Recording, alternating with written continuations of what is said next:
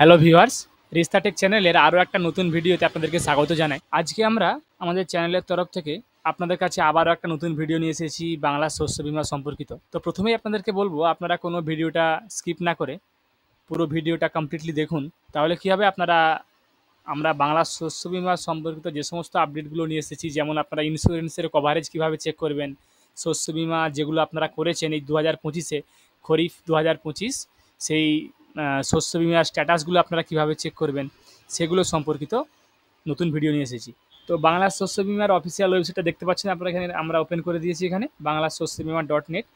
এখানে আমরা কী করবে, প্রথমেই আপনারা চলে আসবেন এই যে ফার্মার কর্নার, এই অপশানে আপনারা চলে আসবেন। এখানে ক্লিক করার পর আপনাদের ভোটার আইডি কার্ড নাম্বারটা দেবেন, যেটা আপনারা আপনাদের বাংলা শস্য বীমা অ্যাপ্লিকেশন করার সময় যেটা দিয়েছিলেন আপনাদের ভোটার আইডি কার্ড নাম্বারটা।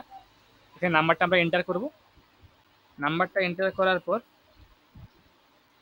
আপনাদের এখানে সিজনটা এখানে সিলেক্ট করে নেবেন, খরিফ সিজন, যেহেতু আমরা খরিফ 2025-এর অ্যাপ্লিকেশন করেছিলাম। তারপরে 2025 আমরা এখানে সালটা কিন্তু সিলেক্ট করে নেব। সিলেক্ট করার পর আমরা এখানে চেক অপশানে ক্লিক করার সঙ্গে সঙ্গে দেখুন এখানে আপনারা দেখতে পাচ্ছেন মেসেজ আসছে নো ডেটা ফাউন্ড। অর্থাৎ এখানে এই যে অ্যাপ্লিকেশনটা সাবমিট হয়েছে সেটা হয়তোবা আপনাদের এখনও পোর্টাল থেকে অ্যাপ্রুভেল আসেনি, যার জন্য আপনার নো ডেটা ফাউন্ড হয়েছে। সেক্ষেত্রে আপনাদেরকে ওয়েট করতে হবে, এবং যখনই আপনাদের দেখবেন এখানে সার্চ করা চেক করার সঙ্গে সঙ্গে এখানে দেখুন অ্যাপ্লিকেশন সাবমিটেড বা এসএনও অ্যাপ্রুভড, এ সমস্ত কিন্তু স্ট্যাটাসগুলো যখন দেখাবে তখন জানবেন আপনার অ্যাপ্লিকেশনটা সাবমিট হওয়ার পরবর্তী স্টেপগুলো কিন্তু আস্তে আস্তে কমপ্লিট হচ্ছে।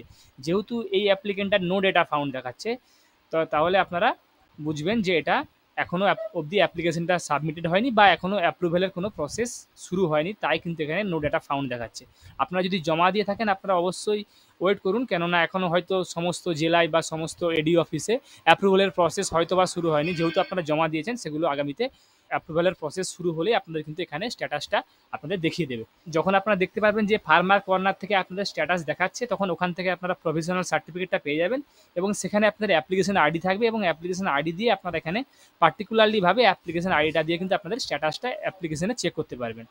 এছাড়াও যদি আপনারা চান যে আপনারা আপনাদের ইন্স্যুরেন্স কভারেজ চেক করবেন, তাহলে এখানে চেক ইন্স্যুরেন্স কভারেজের একটা অপশান আছে, এখানে ক্লিক করবেন। ক্লিক করার পর এখানেও সেমভাবে ভোটার আইডি কার্ড নাম্বারটা দিয়ে কভারেজগুলো কিন্তু চেক করে নিতে পারবেন। দেখুন আপনারা দেখতে পাচ্ছেন এরকম একটা অপশান আপনাদের চলে আসবে, যেটা আগে সিজনে এটা অ্যাপ্লাই হয়েছিল ধানের জন্য। আপনারা দেখতে পাচ্ছেন ধানের একটা অপশান দেখতে পাচ্ছেন আপনারা এখানে। তো সেক্ষেত্রে এরকম আপনাদের অ্যাপ্রুভেল হওয়ার পর আপনাদের কাছে কিন্তু এরকম একটা অপশান চলে আসবে। তো আশা করি আপনারা যারা আমাদের ভিডিওটা দেখলেন তারা হয়তো বুঝতে পারলেন যে আপনারা কীভাবে আপনাদের স্ট্যাটাসগুলো চেক করবেন বা ইন্স্যুরেন্স কভারেজগুলো চেক করবেন। আশা করি আপনাদেরকে ভিডিওটা ভালো লেগেছে। যারা যারা আমাদের চ্যানেলটা আপনারা এখনও সাবস্ক্রাইব করেননি তারা আমাদের চ্যানেলটাকে সাবস্ক্রাইব করুন, তার সঙ্গে সঙ্গে ভিডিওটাকে লাইক করুন, কমেন্ট করুন, শেয়ার করুন। আমি আগামীতে আপনাদের কাছে আবারও কোনো নতুন টপিক বা নতুন কন্টেন্ট নিয়ে নতুন ভিডিও নিয়ে আসবো। ধন্যবাদ।